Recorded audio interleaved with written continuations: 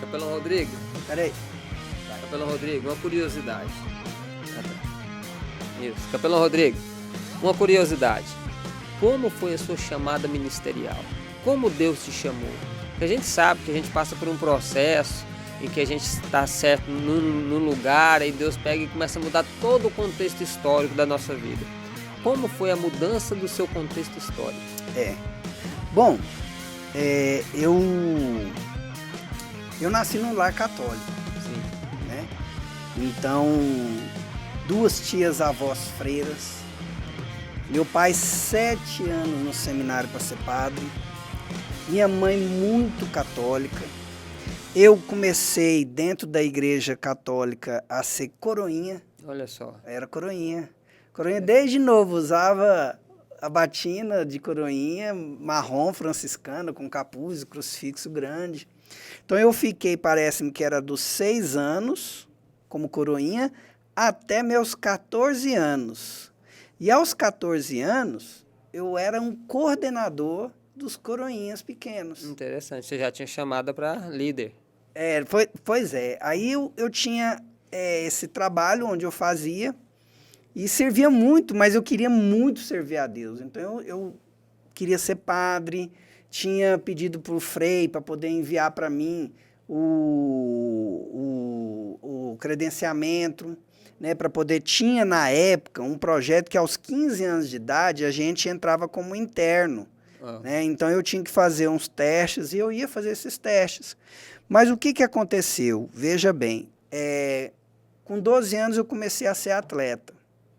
Então aí você começa a ser atleta. Já deu uma desfocada do negócio. Aí vem as menininhas. Isso. Né? Nossa, oi, tudo bem, né? E atleta então, aí que o negócio era diferente. Aí eu fui ser jogador de basquete. Então nós começamos o nosso time a ganhar vários campeonatos da cidade onde a gente morava. E chegou uma menina, a prima de um amigo meu, de Brasília para esse interior, onde eu morava. E lá ela chamou a gente para ir no cinema. Olha aí. Eu fui no cinema com ela. E assim, e nessa hora lá ela deu um beijo em mim, ela lascou um beijo em mim. E eu vou te falar uma coisa, viu? Esse trem... Ali foi, como diz o outro, o estupim da mudança. Esse trem azedou tudo, né? Porque aí eu gostei, achei bom e isso foi acho que foi num sábado. E no domingo, na missa, eu cheguei pro Frei e falei, Frei, cancela, eu não vou mais para o seminário, não quero mais ser padre, mas quero servir a Deus. Amém. Né? E eu lembro que na época eu falei assim, Frei, como é que o senhor dá conta de viver sem mulher?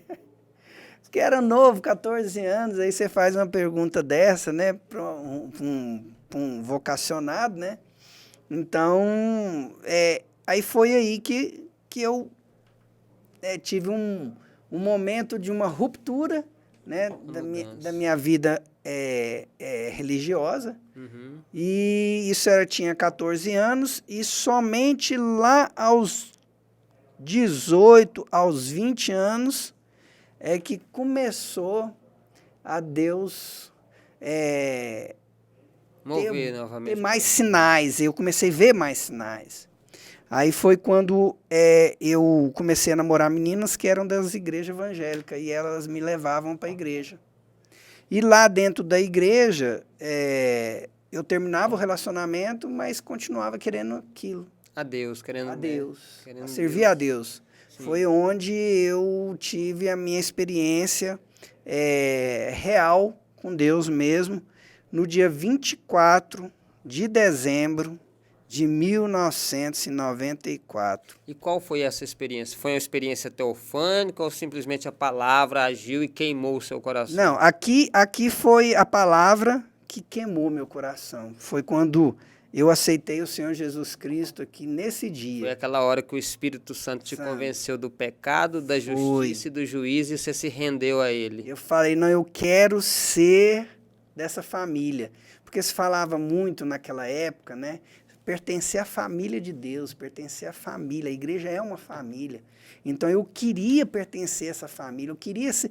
Então, isso cresceu e foi muito forte no meu coração, que eu falava, gente, eu tenho que participar dessa família, né?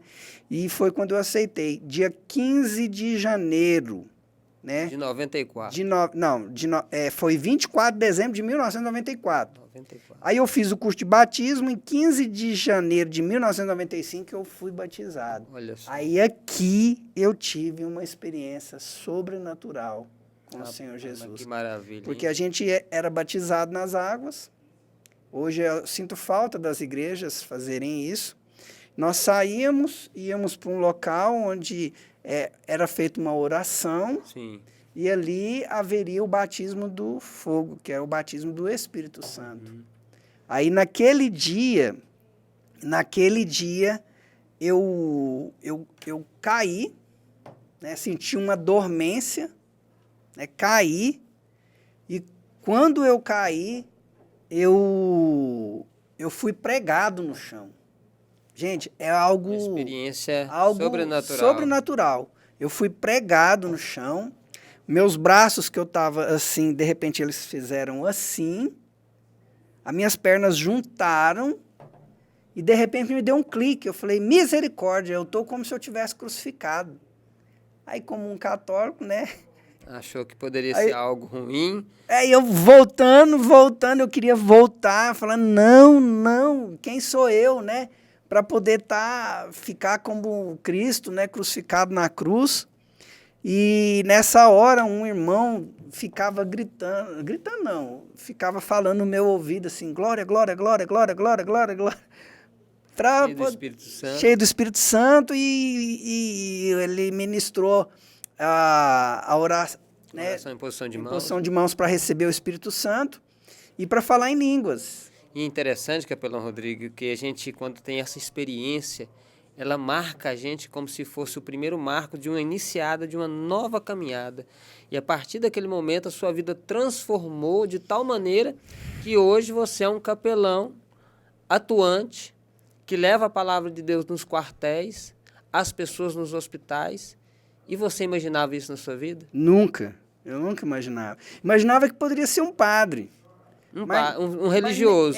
Mas nem um padre capelão eu imaginava, porque eu não tinha noção. Nem ser pastor, você imaginava ser pastor? Também não, eu nem sabia o que era ser pastor. Olha só, e você vê como que Deus, às vezes a Bíblia fala assim, né, que o homem faz planos, mas a vontade vem de Deus. A sua vontade, o plano seu era servir a Deus. Servir a Deus. E Deus pegou e realizou agora, fazendo o senhor ser um capelão reconhecido, atuante e que está aí fazendo a obra de Deus e nunca imaginou que chegaria a tal. E eu lembro que eu falava muito assim, ó, porque eu fui lutador, né? Nesse período dos 14 até os 18 anos, eu fiz artes marciais. Olha. Então eu ficava assim, nossa, eu quero ser um guerreiro do Senhor Jesus Cristo, eu quero ser um guerreiro, quero guerrear. Mas eu imaginava que era assim, depois que morresse, virasse, né, junto com os anjos lá, né, num corpo já celeste e fosse guerrear. Mas hoje eu entendo que nós fomos chamados para ser guerreiros, nós somos guerreiros mesmo, para guerrear a boas novas do Senhor, né? Lutar para contra mostrar essa resistência do pecado, né? Do pecado, do inimigo da nossa alma, do inimigo de Deus. Então, é uma coisa assim, impressionante. E de lá para cá, eu tenho tido muitas experiências. Bacana. Muitas experiências. Eu lembro de uma que foi a primeira vez que eu vi anjo na minha vida. Foi algo assim, terrível assim, para nós, né? Assim, algo estarrecedor. Isso. Né? Porque até então um católico tem uma visão do anjo pequeno, de cabelo caracolado, né? Aquela coisa. Mas não, os dois anjos que eu tive, que eu vi, eram muito grandes. Minha casa estava sendo aqui em Goiânia, morava eu, minhas duas irmãs, nós, dois jovens e uma adolescente. Papai trabalhava e a gente tinha que estudar. Né? E 9 vezes em um mês entraram ladrão na nossa casa. Olha só. Em um mês. E eu, novo convertido, eu lembro que a minha esposa, na época namorada, né? Ela tinha carro e eu fiquei sem carro. para poder ir pregar no Transurb. Olha só. E ganhava 1.000 folhetos por mês para poder ir. E eu estava cansado. Novo convertido, na porta de casa ela estava me deixando e eu fiz uma oração. Eu lembro até hoje, eu falei assim, Senhor, que o Senhor possa guardar. O Senhor é aquele quem manda e envia os anjos. E se eu aceitei o Senhor como Senhor Salvador, né, e as suas promessas, o Senhor envia 2 anjos para vir proteger, mas anjos fortes, com a espada desembainhada, pronto para peleja, ao nosso favor. Eu amei, beijei assim, no rosto da minha esposa, porque nós fazíamos a corte, fizemos a corte, né? E quando eu abri o carro e saí, Capelão Ângelo, 2 anjos vinham, os 2, um do lado do outro, tomava a calçada. E eu lembro que, assim, o tamanho dele chegava quase aquela luz da luminária. Sim. E não dava para ver, a luz era uma luz, uma cor diferente. É um branco surreal, na verdade. Não tem como explicar. E, assim, forte, e eu lembro que eles estavam com uma espada, assim, na mão, sabe? E nessa hora eu fiquei petrificado e fiquei falando para minha esposa, amor, eu tô vendo 2 anjos, amor. Eles estão vindo aqui para um rumo, né? E a minha esposa sempre foi mais pé no chão. Sim. E tudo, né? Assim, eu falo que eu era muito pé no céu e ela muito pé no chão. E ela falou, tá bom, amor, tá bom, mas eu preciso ir embora por causa do horário, era muito perigoso, né? Aí que quando eu olhei assim, eles já não estavam. Né? Irmão, é interessante que essa experiência teofânica, para alguns ali, né, dos que estão nos vendo, pode ser, tá criando, tá inventando, mas é real, porque a gente tem uma certa experiência. A Bíblia fala assim, achegai-vos a mim e eu achegarei a vós. Eu já ouvi a voz de Deus. Irmão, é uma voz, vamos dizer a mesma palavra, surreal. Ela é uma voz firme, forte, e ao mesmo tempo ela transmite uma paz e uma mansidão muito incrível. Então, às vezes as pessoas falam assim, já viu anjo, já ouviu voz. Isso na teologia chama-se teofania. Ou é ver, ou ouvir, ou sentir. E quem tem esse tipo de experiência nunca mais é o mesmo. Porque quando a gente enfraquece, aí vem na memória assim, olha, tá lembrado? Aí a gente nos fortalece. E a partir disso aí, Capelão Rodrigo, houve mais alguma coisa que o senhor possa dizer assim, rapaz, Deus foi tão grande, tão bom, né? Comigo. Tão assustador. Não, tão assim, porque a gente não é merecedor disso. Não é. Né? Mas o fato do senhor ter sido chamado para a obra de Deus, ter passado pelo processo, ter tido uma experiência teofânica, hoje, quem é o Capelão Rodrigo? Assim, hoje assim, eu me preocupo muito, porque a gente passa por tantas experiências, tanta coisa, né, que a gente tem que preocupar. Hoje eu tenho uma preocupação muito grande em fazer a obra de Deus. A gente novo quer aparecer, você quer ser pastor, você quer ser isso, você quer ser aquilo, né? Você quer ter isso, ter aquilo, mas chega um momento que você entende de que o que precisa ser feito é pregar o evangelho, levar o evangelho de alguma maneira, não ter amor àquilo que você é gerado, igual... Os bens materiais já são, assim, um segundo plano. Assim, só não é menos, só não é tirado totalmente, mesmo porque a gente precisa. Cuidar do filho, cuidar da casa, trazer alimento, né? Fazer a função de homem que nós temos que fazer. Guerreiro do lar, né? Mas, assim, essa questão de vaidade, né? Diminui bastante. Eu tenho preocupado muito com isso. Salomão, né? Ele fala ali no livro de Eclesiastes, Sim. Né? Eclesiastes, que ele fala tudo é vaidade. Sim. Tudo é vaidade. E ele fala sem a inspiração do Espírito Santo. Porque Salmos ele escreve com a inspiração. Já ali, ele já está no seu segundo reinado, terceiro E está no livro velho, né? Já está bem velho. E ele já está assim, já já deixou o caminhar com Deus, né? Uhum. Então, e olha só que mesmo assim ele fala, tudo é vaidade. Tudo é vaidade. Até para o animal, tudo no mundo é vaidade. E ele vai dizer que o que resta e o que importa é amar, temer e obedecer a Deus. É.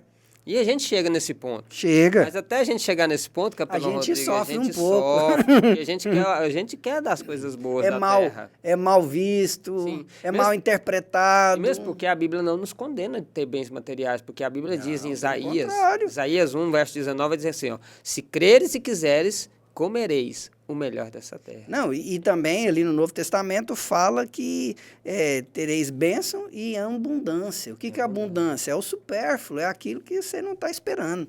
Sabe uma coisa que eu aprendi, Capelão Rodrigo, interessante? Que diz assim, ó, que Deus fez tudo em 6 dias até no 7º dia, aí descansou.